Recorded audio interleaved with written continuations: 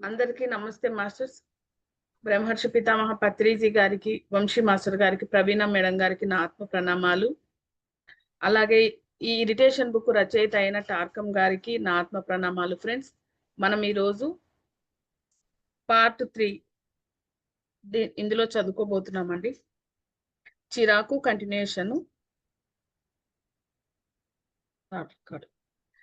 6th point madam. ప్రతీకార ఆలోచనలు, వినాశకర ప్రణాళికలు నిరంతర చిరాకుకు మూలాలు. అయిపోలా ఇది లేదు మేడం, ఇక్కడ వరకే stop. Sorry madam. 12th point madam.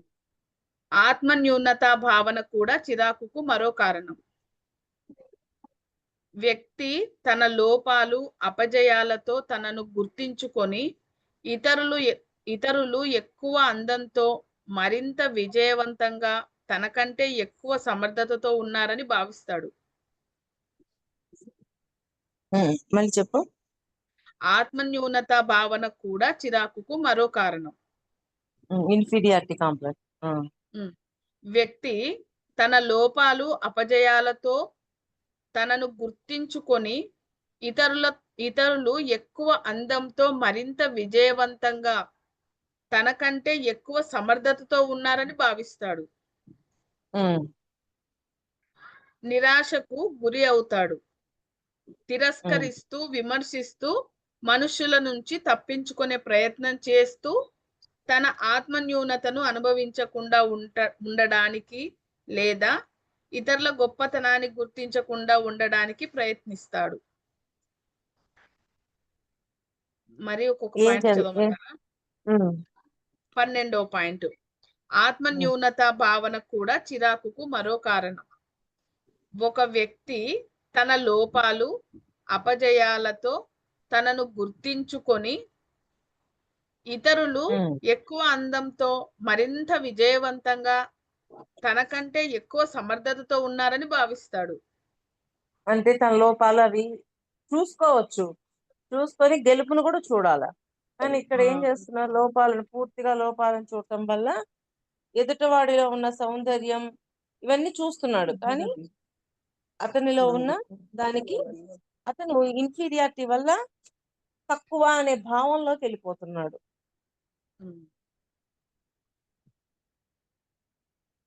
నిరాశకు గురి అవుతాడు. అలాగే తిరస్కరిస్తూ విమర్శిస్తూ మనుషుల నుంచి తప్పించుకునే ప్రయత్నం చేస్తూ తిరస్కరిస్తూ విమర్శిస్తూ మనుషుల నుంచి తప్పించుకోవాలని ప్రయత్నం చేస్తాడు. ఎందుకని? అలా ఇన్ఫీరియారిటీలో ఉన్న వాళ్ళు ప్రతిదాన్ని తిరస్కరిస్తుంటారు, వద్దు అని. మరి అందరి మధ్యలో ఉంటే నాకు ఇంత లోపం ఉంది కదా, వీళ్ళందరూ నన్ను యాక్సెప్ట్ చేస్తారో చేయరో, నేను ఉండొచ్చో ఉండకూడదో అని ఒక ఇన్ఫీరియారిటీ వల్ల అందరిలో కలవడం అనేది చేయలేదు.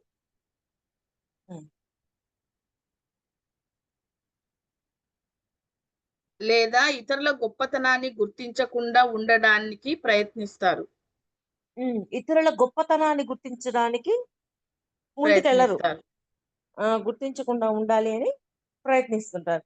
అంటే ఇన్ఫీరియారిటీలోకి వెళ్తే ఎలా ఉంటారో ఒకసారి దీన్ని బట్టి మనకు అర్థం చేసుకోవాలి.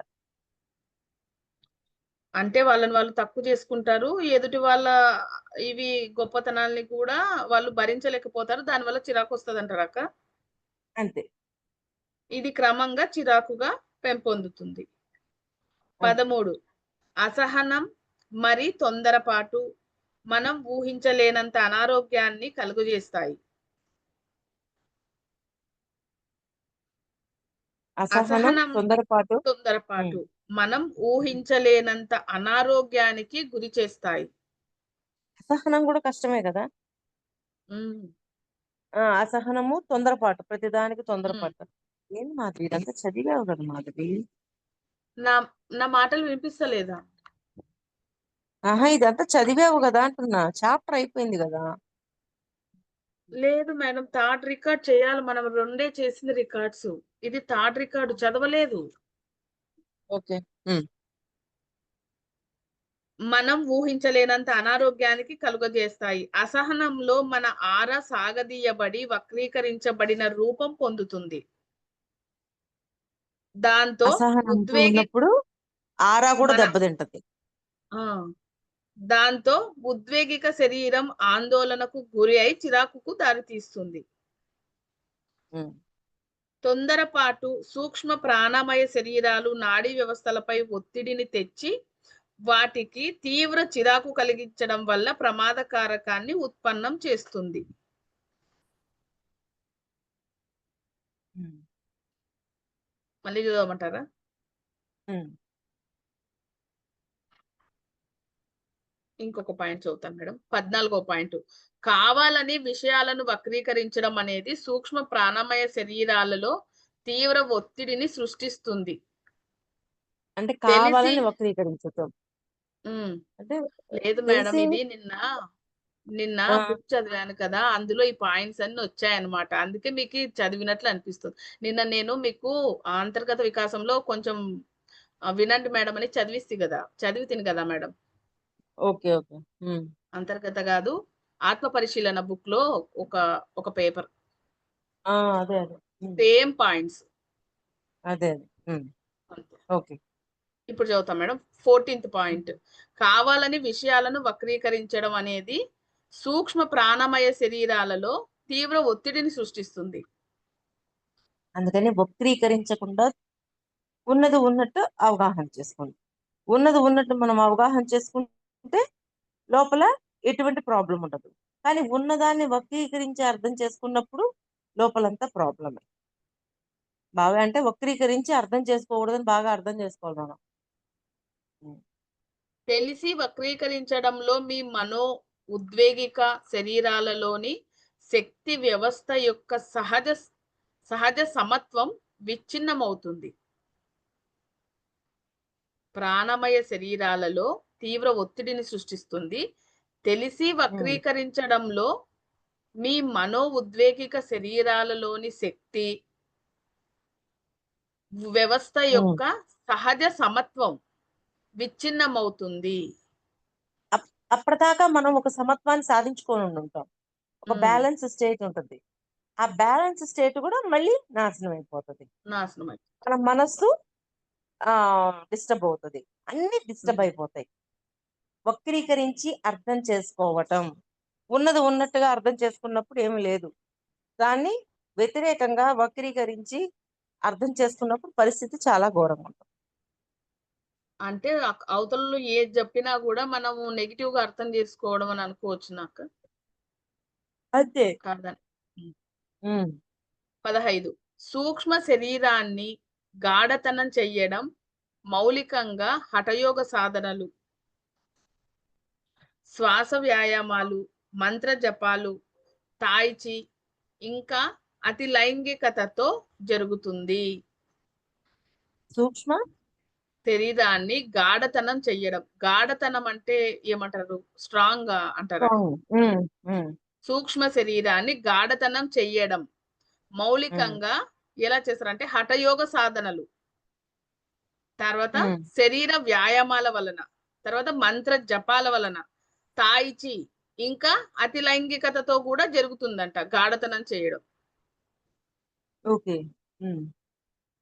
అంటే కొన్ని మంత్రాలు మాదక ద్రవ్యాల మంత్ర జపంతోటి అంటే కొంతమంది మంత్రం తీసుకుంటారు. ఆ మంత్రం ఎప్పుడు వాళ్ళ లోపల స్మరణ అవుతూనే మన్ ఉంటుంది. హఠయోగాలు ఇవన్నీ హ్మ్. స్ట్రాంగ్ చేస్తాయి సూక్ష్మ శరీరాన్ని. హ్మ్. దానివల్ల ఉపయోగం ఏముంటుంది? ఆ! మేడం. అంటే బ్యాలెన్స్‌గా ఉంటది. హ్మ్. స్ట్రాంగ్ చేసుకోవడం అంటే ప్రతిదానికి పడిపోతదింక. అంటే ఇప్పుడు చిరాకుకు ఇలాంటివన్నీ వచ్చి ఇప్పుడు మనము మంత్ర జపం కింద చేస్తున్నాం. పడిపోకుండగా ఇవి స్ట్రాంగ్ మంత్ర చేస్తాయి జపం అంటారు. ఒక్క నిమిషం. మంత్ర జపం చేస్తున్నాం. ఎప్పుడు నాకు నమో నారాయణాయ, నమో నారాయణ నా లోపల ఉండిపోయింది. బయటోడు ఏమన్నా కానీ అది లోపలికి తీసుకోదు. ఎందుకని గ్యాప్ ఎక్కడుంది? ఆ మంత్రంతోనే నా లోపల ఉండిపోయింది. బయటోడు ఏం హ్మ్. అన్నా కానీ అది లోపలికి తీసుకోవడానికి అవకాశం ఉండదు. అలాగా సూక్ష్మ శరీరాన్ని స్ట్రాంగ్ చేసుకోవచ్చు. ఓకే ఫ్రెండ్స్, అర్థం చేసుకోండి. సూక్ష్మ శరీరాన్ని స్ట్రాంగ్‌గా చేసుకోవాలంటే ఇవన్నీ చేయొచ్చునంటున్నారు. కొన్ని ఉమ్. మాదక ద్రవ్యాల వల్ల కూడా అది సాధ్యమే అవుతుంది. అవును, కొంతమంది మాదక ద్రవ్యాలు తీసుకొని సూక్ష్మ శరీరాన్ని రిలీజ్ చేయడానికి వాళ్ళు అవి తీసుకుంటారనమాట. అవి ఓ తీసుకొని వాళ్ళ సూక్ష్మ శరీరాన్ని రిలీజ్ చేస్తారు. అంటే మనం వాళ్ళు డ్రీమ్ ఎక్కతో ఉంటారా? ఆ ఉంటారు. వాళ్ళు ఆ పనులన్నీ చేసి దాన్ని రిలీజ్ చేసుకోవడానికి ఇన్ని పనులు చేస్తారు. మనకు ఓ అవన్నీ ఏం లేకుండానే కళల ద్వారా రిలీజ్. సూక్ష్మ శరీరం రిలీజ్ అయ్యి ఎక్కడికి వెళ్తుందో మనకు అవగాహన పెరిగింది. ఉమ్. అంతేకాక హోరె హోరెత్తించే సంగీతాల వల్ల కూడా అది సాధ్యమవుతుందంట మేడం. ఉమ్. అవన్నీ తీవ్ర ప్రమాదకారకాల్ని ఉత్పన్నం చేస్తాయి అంటున్నారు. అంటే అప్పుడు బాగానే ఉంటది, తర్వాత ప్రాబ్లమ్స్ ఎదురవుతాయి. ఉమ్. ఆ సంగీతానికి నృత్యం కూడా తోడైతే మనోవ్యవస్థ స్తంభించిపోయి వ్యక్తి భౌతిక నైతిక క్షీణితలకు గురి అవుతాడు. ఉమ్. చిరాకు పెంపొందించిన వ్యక్తి మనం పంపే ఆలోచనలు స్వీకరించలేకపోవడమే కాక స్పర్శను కూడా గ్రహించలేకపోతాడు అని మాస్టర్ మౌర్య అంటాడు. చిరాకు పెట్టే చిరాకు వ్యక్తి మనం పెంపొందిన ఒకళ్ళు వ్యక్తి. ఏమైనా చెప్పారు, మనం లోపల గైడెన్స్ ఇచ్చుకుంటూ ఉంటాం, అయిన ఆలోచనలు కానీ వేటిని తీసుకోలేకపోతాడు అతను. చిరాకు పుట్టించే వ్యక్తి. చిరాకు పెంపొందిన వ్యక్తి మనం పంపే ఆలోచనలు స్వీకరించలేకపోవడమే కాక స్పర్శను కూడా గ్రహించలేకపోతాడని మౌర్య మాస్టర్ అంటాడు. దేనికి ఇష్టపడ్డు. 16 చిరాకు తెప్పించే మరో ముఖ్య అంశం గాఢ శబ్దం. చిరాకు తెప్పించే మరో ముఖ్య అంశం శబ్దం, తీవ్రమైన శబ్దం. అంతే విమానం కదా, నుంచి గాని శబ్దాలు వింటున్నప్పుడు చిరాకు రాదా? ఇప్పుడు వస్తుంది. ఆ మన ఇంటి ముందు బోర్ వేసేటప్పుడు గమనించండి, ఎంత అబ్బో టైం తీసుకుంటుందో ఆ టైం అంతా చిరాకు వస్తుంది. అలాగా గాఢమైన శబ్దాలు కూడా చిరాకుని తెప్పిస్తాయి. ఆయన చిరాకు ఏమేంటి తెప్పిస్తాయి అని మనకు క్లారిటీ ఇస్తున్నారు. అవును. విమానం నుంచి గాని మరే యంత్రం నుంచి గాని వచ్చే శబ్దం నరాలకు ఇబ్బంది కలిగించి చిరాకు పుట్టించి తీవ్ర ప్రమాదాన్ని గురి చేస్తుంది. అందుకే కదా ఫ్లైట్ ఎక్కేటప్పుడు చెవుల్లో దూదులు పెట్టుకుంటారు, కాటన్స్ పెట్టుకుంటారు. ఎక్కువ శబ్దాలు ఉండే ప్రదేశాలలో జీవించే వ్యక్తులు అనేక మానసిక సమస్యలు, నేరాలు, విడాకులు ఇంకా ఆత్మహత్యలకు కూడా లోనవుతూ ఉంటారు. అబ్బో. ఎక్కువ శబ్దాలు వచ్చే ఉండే ప్రదేశాల్లో ప్రదేశంలో పనిచేసేవాళ్ళు. ఉండే వాళ్ళు.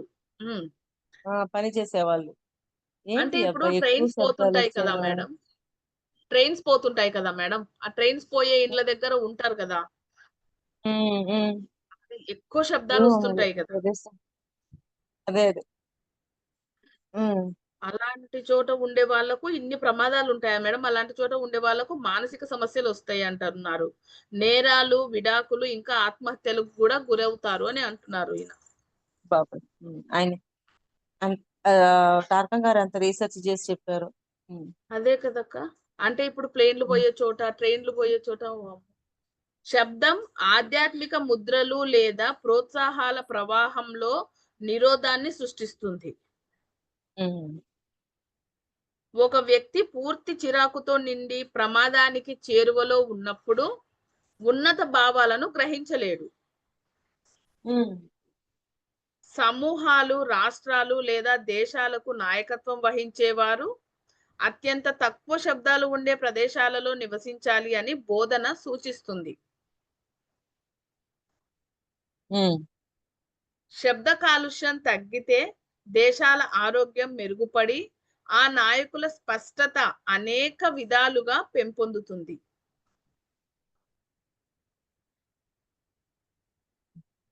నా మాట వినిపిస్తుందా మేడం మీకు? వినిపిస్తుంది వినిపిస్తుంది, మళ్ళీ చదువు. శబ్ద కాలుష్యం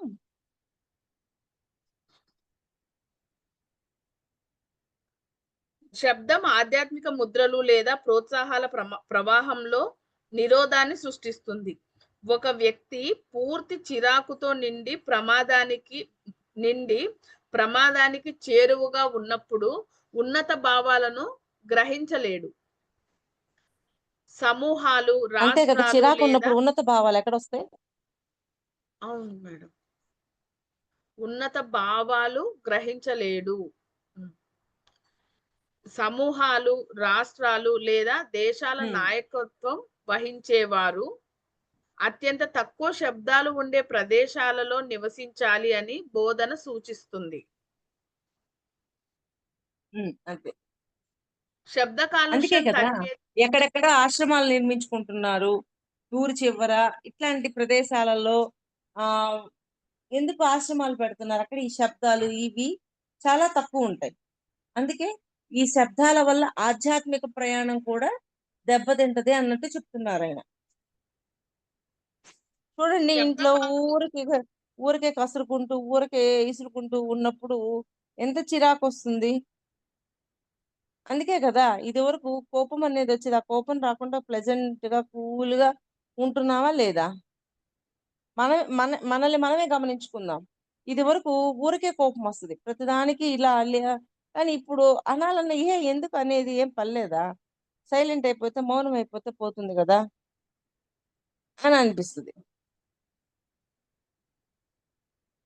శబ్ద కాలుష్యం తగ్గితే దేశాల ఆరోగ్యం మెరుగుపడి, ఆ నాయకుల స్పష్టత అనేక విధాలుగా పెంపొందుతుంది. హ్మ్.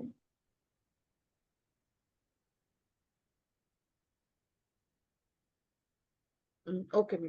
జాతుల పరిణామానికి నాయకత్వం వహించిన ప్రాచీన బోధకులు ఎడారులు, గుహలు, పర్వతాలలో నివసించేవారు. ఎందుకు ఇప్పుడు మనం అదే కదా చెప్పుకుంటున్నాం. ఈ హ్మ్. శబ్దాలు ఏమీ లేని చోట నివసించేవాళ్ళు.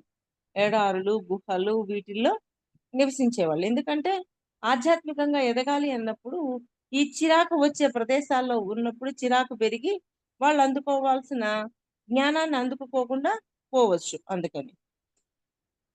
ప్రకృతిలో మౌనంలో తీసుకున్న నిర్ణయాలు, ప్రణాళికలకు మహత్తర దివ్య ప్రోత్సాహం ఉంటుంది. హ్మ్. అద్ అద్భుతమైన పాయింట్ ఒకసారి మళ్ళీ చదువు.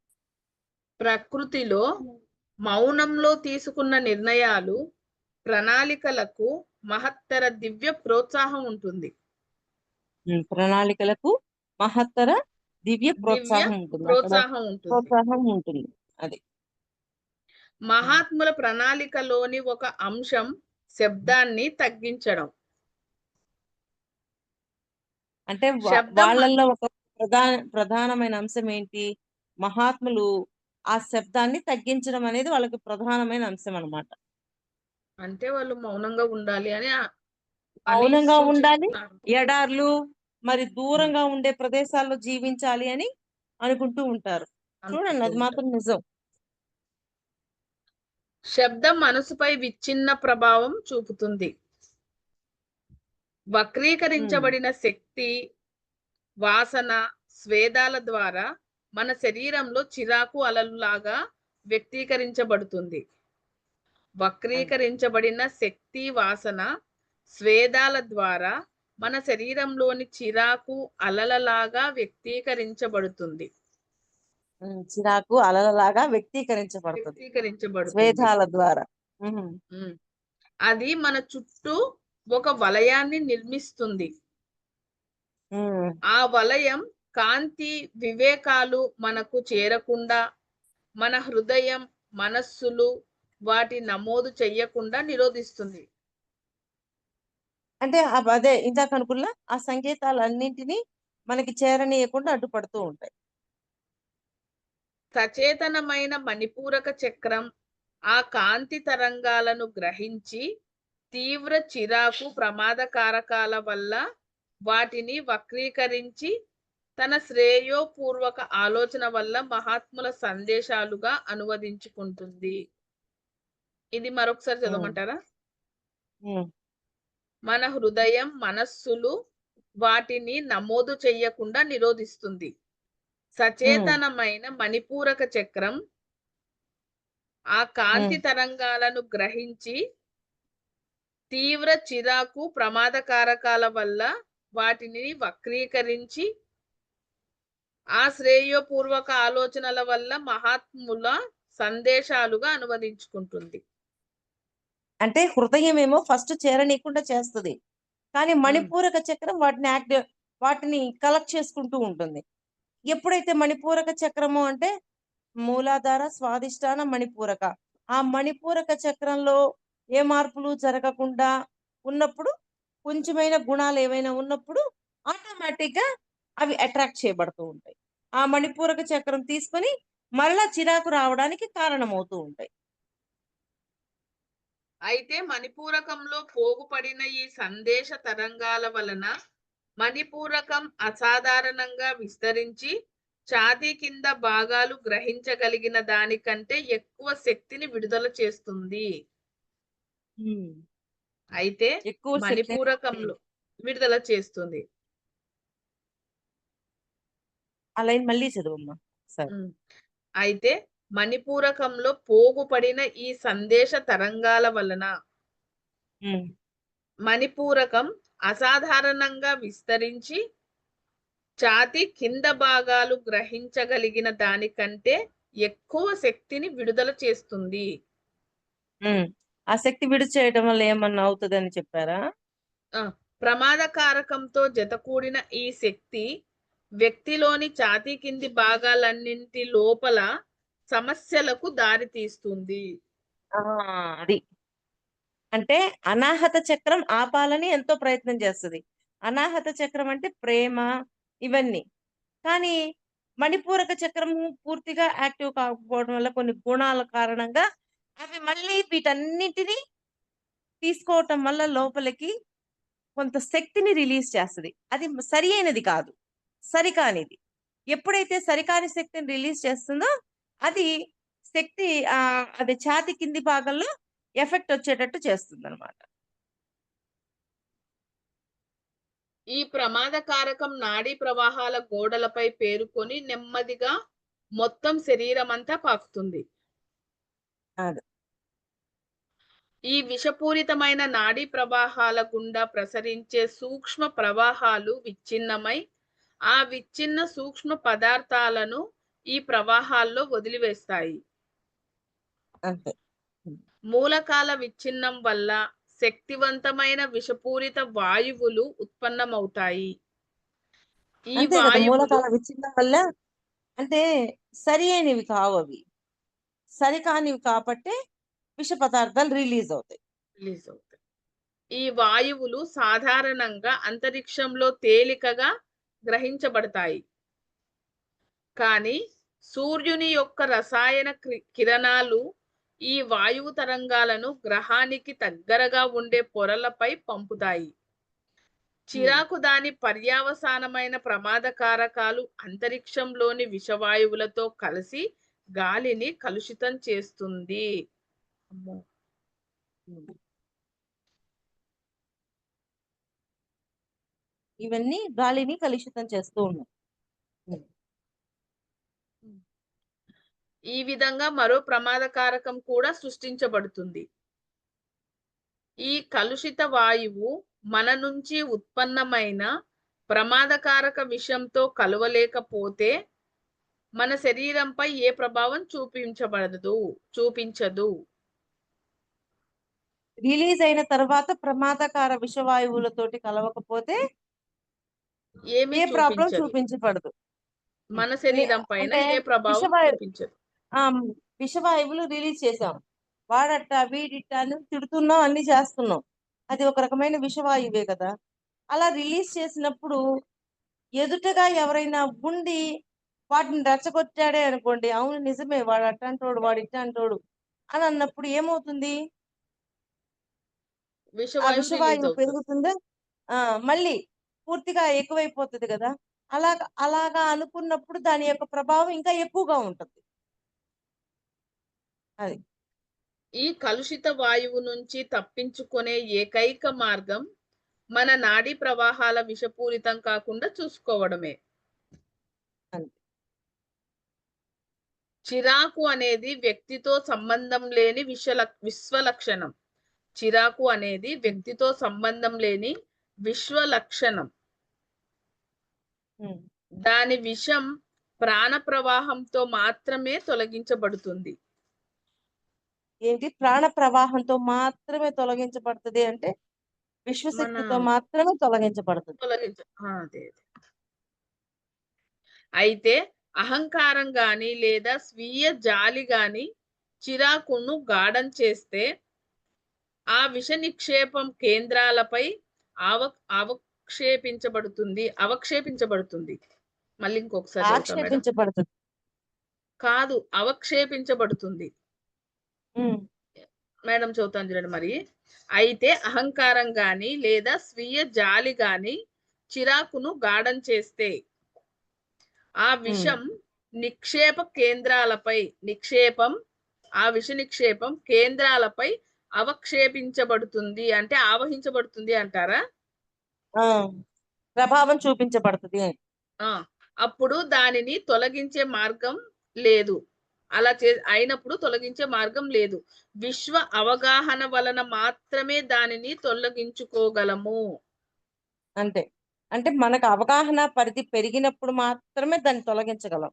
అవగాహన పరిధి పెరగనంత వరకు మనం తొలగించలేం. తొలగించు ఆలోచనలలోని నాణ్యత కూడా దానిని తగ్గించగలదని గుర్తించారు. సరైన ఆలోచనలు ఉమ్, అంటారు. ఉమ్, కృతజ్ఞతతో వ్యవహరించడం అత్యున్నత నైర్మల్యతను పెంపొందిస్తుంది. కృతజ్ఞత ద్వారా స్వస్థతా శక్తి వెలువరించబడుతుంది. ఉమ్, ప్రమాదకారకం మన శరీరానికి మాత్రమే హాని చెయ్యదు, అది అంతరిక్షంలోకి చొచ్చుకుపోతుంది. అంతరిక్షాన్ని స్వచ్ఛంగా ఉంచటం మనందరి బాధ్యత. ఉమ్. అంటే మన అంతరిక్షాన్ని స్వచ్ఛంగా ఉంచుకోకపోతే ఎఫెక్ట్ పెరిగిపోతూ ఉంటుంది. ఉమ్, నిరంతరం చిరాకుతో ఉండే వ్యక్తుల నుండి దూరంగా ఉండండి. వారు అంతరిక్షాన్నే గాక మీరు నివసించి నిద్రించే పనిచేసే చోటును కూడా కలుషితం చేస్తారు. అందువలనే కొంతమందితో మాట్లాడినప్పుడు మనం నిస్తేజాన్ని సందిగ్ధతను గురి అవుతాము. ఉమ్, ఈ ప్రమాదకారకం విషం మీ ప్రాణమయ శరీరంలోకి ఆరాలోకి ప్రవేశించి మీ శక్తిని తగ్గిస్తుంది. సాధారణంగా వచ్చే జలుబులు ఈ విషంతో మీ శరీరం బలహీనపడటం వల్లనే వచ్చేవే. సరిగా రాల వాయిస్ మళ్ళీ చదువు. ఆ, ఈ ప్రమాదకారక ఈ ప్రమాదకారక విషం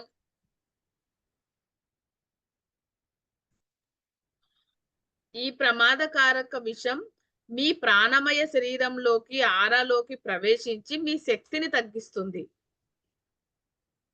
ప్రాణమయ శరీరంలోని ఆరాలోకి ప్రవేశించి ఎప్పుడు అంటే ప్రాణమయ శరీరం అంటే ఎథరిక్ లేయరు. ప్రాణమయ శరీరానికి కావాల్సిన ఆహారం ఏంది? విశ్వశక్తి. ఆ విశ్వశక్తి కూడా తీసుకోనంతగా ప్రభావం చూపిస్తుంటది. అంటే లోపలంతా బ్లాక్స్ ఫామ్ చేస్తుంది. అంటే ఎంత డేంజరో చూడండి చిరాకు. సాధారణంగా వచ్చే జలుబులు ఈ విషంతో మీ తర్వాత శరీరం బలహీనపడటం వలన వచ్చేవే. అంతే. పూర్వకాలంలో ప్రజలు తమ ఇళ్లలో ఏకాంత స్థలాలను కలిగి ఉండి అక్కడ మహాత్ములతో సమాచారం నెరిపేవారు. అక్కడకు ఎవరిని అనుమతించేవారు కాదు. మీ ఇంట్లో ఆ విధమైన ప్రదేశంలో మీరు విశ్రాంతి పొంది అక్కడ ఉన్నత శక్తులతో శృతి చేసుకొని మిమ్మల్ని బలోపేతం చేసుకోగలరు. ఈ అలా విషయం మళ్ళీ చదువు. పూర్వకాలంలో ప్రజలు తమ ఇళ్లలో ఏకాంత స్థలాలను కలిగి ఉండి అక్కడ మహాత్ములతో సమాచారం నెరిపేవారు. అక్కడకు ఎవరిని అనుమతించేవారు కాదు. మీ ఇంట్లో ఆ విధమైన ప్రదేశంలో మీరు విశ్రాంతి పొంది ఉన్న శక్తులతో శృతి చేసుకొని మిమ్మల్ని బలోపేతం చేసుకోగలరు. అంతే. ఈ అంటే విష పదార్థాలు ఇప్పుడు మనకి దేవుడి మందిరం ఉంది. ఆ ప్రదేశంలో చక్కగా రోజు దీపారాధన చేసుకోవటం, కూర్చోవటం, బత్తీలు వెలిగించుకోవడం అవన్నీ చేస్తున్నాం. ఆ ప్రదేశంలో కొంచెంసేపు అలా కూర్చున్నప్పుడు మనము ఆ ప్రశాంతంగా ఉన్నట్టు అనిపిస్తుంటది. బాగా గమనించండి. రోజు దేవుడి సమక్షంలో కూర్చున్నప్పుడు ఎందుకని ఆ ప్రదేశంలో మనము ఆ మహాత్ములను తలుచుకుంటూ ఆ ప్రదేశంలో మనం ప్రశాంతంగా ఉంటాం. అందుకని ఆ ప్రదేశంలోకి వెళ్ళగానే ఆ కూల్‌గా ఉన్నట్టు, ప్రశాంతంగా ఉన్నట్టు అనిపిస్తుంటది. హ్మ్. ఈ విషం ఈ విషం పదార్థాల ద్వారా కూడా ప్రసరించబడవచ్చు. ఏ విషయం? కాదు. మీ ఏ ఇంట్లో ఆ విధమైన హ్మ్. ఒక్క నిమిషం మేడం. మీ ఇంట్లో ఆ విధమైన ప్రదేశంలో మీరు విశ్రాంతి పొంది, ఉన్నత శక్తులతో శృతి చేసుకొని, మిమ్మల్ని బలోపేతం చేసుకోగలరు. ఈ విష హ్మ్. పదార్థాల ద్వారా కూడా ప్రసరించబడవచ్చు. అందుకే ఒకరు తాగి మిగిల్చిన నీరు తాగడం, చికాకుతో నిండిన వ్యక్తిని స్పర్శించడం, వారి వస్తువులను వాడటం కూడా చెయ్యరాదు. హ్మ్. అంటే పైన అక్కడి వరకు స్టాప్ చేసినారు మేడం. బలోపేతం చేసుకోగలరు వరకు. తర్వాత ఈ విష అంటే ఆ పదార్థాల ప్రదేశంలో ఒకరిసేపు ధ్యానం చేసుకొని, అలా ఆ! చేసుకొని బలంగా తయారవ్వచ్చు. హ్మ్. అవ్వచ్చు. కానీ ఈ విష పదార్థాల ద్వారా కూడా ప్రసరించవచ్చు. అవి ఏ విష పదార్థాలు అంటే, ఒకరు తాగిన మిగిల్చిన నీరు తాగకూడదు. చికాకుతో నిండిన హ్మ్. వ్యక్తిని మనము స్పర్శించకూడదు. వారు వాడిన హ్మ్. వస్తువులను మనం వాడకూడదు అంటున్నారు. హ్మ్. ఆహార విషయంలో కూడా అంతే. దాన్ని తయారు చేసే వడ్డించే వారి యొక్క ప్రభావం దానిపై ఉంటుంది. మేడం? ఆహారం వడ్డించే వారిపై కూడా ఉంటుంది. తయారు హ్మ్. చేసి వడ్డించే వారిపై కూడా ప్రభావం ఉంటుంది. అంటే ఎప్పుడు మన భావన ఎలా ఉండాలి? ప్రశాంతంగా. అందుకే ప్రేమతో ఉండాలి అంటారు. ఏ పని చేసినా ప్రేమతో చేయండి. సేవతో చేయండి. ఇవన్నీ ఎందుకు చెప్తారు? ఊరికే చెప్పరు గదా! ఈ ప్రభావం చికా వల్లే. అందుకే మీరు అన్నం వండేటప్పుడు కూడా ఆ భావనతో వండినప్పుడు బావుంటది. లేకపోతే అన్నం బావుండదంటారు. హ్మ్. చికాకుతో నిండిన వ్యక్తుల వల్ల ఆహారం కలుషితం అవుతుంది. అందుకే సహజ ఉల్లాసం, సంతృప్తి, ఆనందం కలిగించే హ్మ్. వ్యక్తులనే సేవకులుగా, వంటవారిగా నియమించుకోవాలి అంటారు. హ్మ్. అది. ఎంత ఉందో చూడండి. చిరాకుతో చేసే వంట కూడా అలాగే అయిపోతది. అందుకని ప్రేమతో ఆనందంగా ఈరోజు చేసి పెట్టాలనే భావనతో చేసి పెట్టినప్పుడు ఎంత బావుంటుందో. హ్మ్. ముఖంపై ముద్దు పెట్టుకోవడం ద్వారా, లైంగికత ద్వారా ప్రమాదకారక విషం సూటిగా ప్రసరించబడుతుంది. హుహు. కరచాలనం హ్మ్. కూడా అంతే. షేక్ హ్యాండ్ ఇవ్వడం గూడా హ్మ్. అంతే అంటున్నాను మేడం. హ్మ్. వ్యక్తిగత వస్తువులు అన్నీ ఉపయోగించిన తరువాత వాటిని పారేయాలి. చికాకు ఉన్న వ్యక్తులు వాడిన పెన్నులు, పెన్సిళ్ళు, పుస్తకాలు కూడా ఎంతో ప్రమాదకారక విషాన్ని మోస్తూ ఉంటాయి. అదే. హుహు. హ్మ్. నీరు ఆ ప్రమాదకారక విషాన్ని గ్రహించినా, అది ఇతరులకు ప్రసరింపచేయకపోవటమే విశేషం.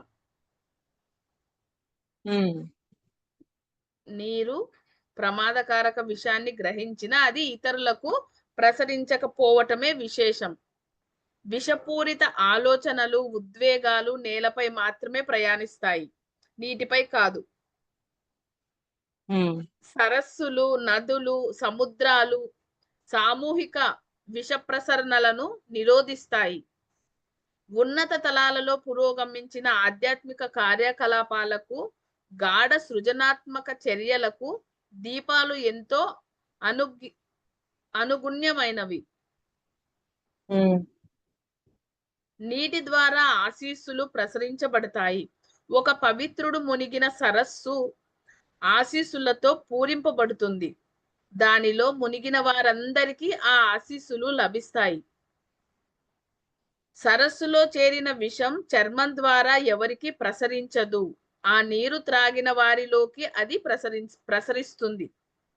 తాగిన వారిలోకి ప్రసరిస్తుంది. కానీ ఆ హ్మ్. సరస్సులో మునిగిన వారికి కాదు. అంతే.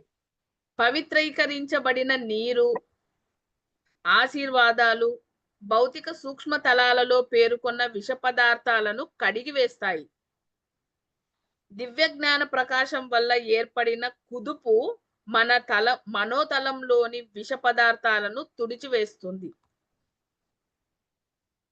తమ హ్మ్. శరీరం నిండా ప్రమాదకర విషయాలు నింపుకున్న వారితో సన్నిహిత బంధాలు కలిగి ఉన్న వ్యక్తులు వారి నుండి వెలువడే విష పదార్థాల వల్ల ఆ వ్యక్తి ప్రమాదానికి గురి అవుతారు.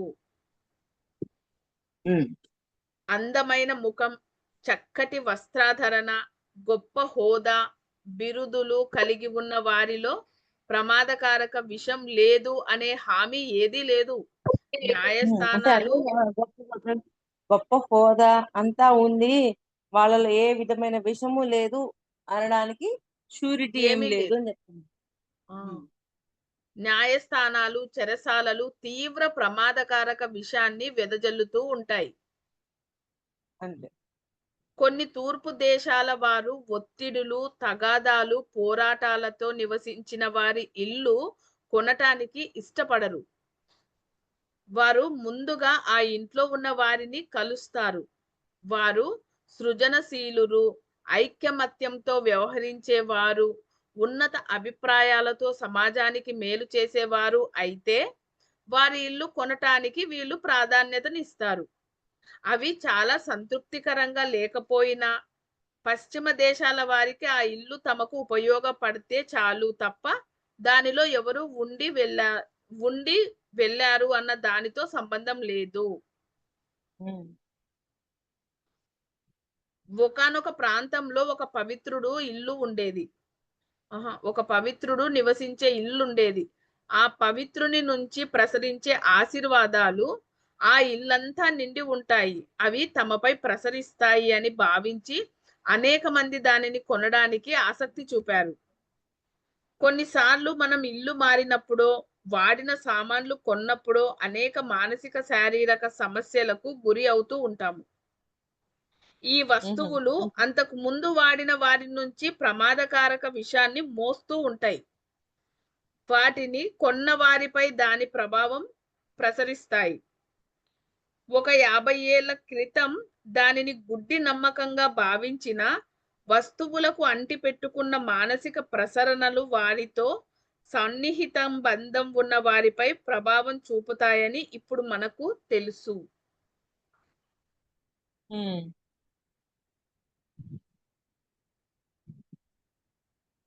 ఒకసారి మా మావయ్య తన స్నేహితుడు విదేశాలకు వెళుతూ ఇచ్చిన ఫోను కాదు మేడం. ఇచ్చిన సోఫాను మా ఇంటికి తీసుకొచ్చాను. మా అమ్మ దానిని ఆనందంగా వాడుకుంటుంది అని ఆయన భావించాడు. కొన్నాళ్ళు తర్వాత మాటల మధ్యలో ఆ సోఫా ఎవరిదో చెప్పగానే మా అమ్మ ముఖం మారి ఏదో పని ఉన్నట్టు వంటింట్లోకి వెళ్ళిపోయింది. ఆయన వెళ్ళే వరకు తిరిగి బయటకే రాలేదు. ఆయన వెళ్ళిన వెంటనే నన్ను పిలిచి నా తోడ్పాటుతో అంటే నాతో కలిసి దానిని బయటకు విసరగా అది ముక్కలైపోయింది. అమ్మా అది చాలా బాగుంది కదా అన్నాను నేను. నిజమే, కానీ అందంగా కనిపించటం కంటే బ్రతుకంతా పేకాట తాగుడుతో పెళ్ళాం పిల్లల్ని హింసించి బయటకు పంపిన వ్యక్తి నుంచి వచ్చే ప్రసరణలన్నీ దాని చుట్టూ ముట్టున్నాయి.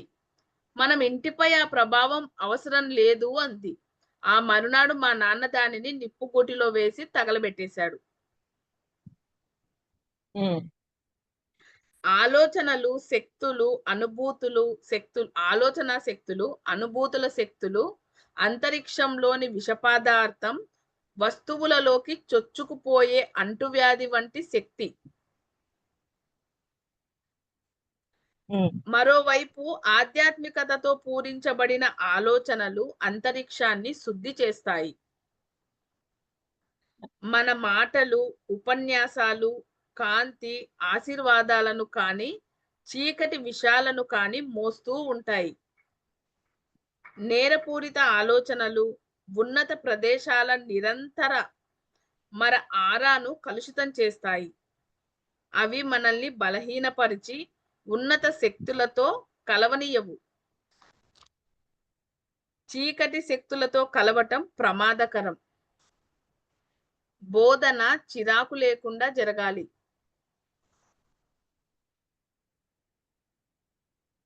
అంతవరకు ఈ- ఓకే. ఈరోజు అంటే ఇది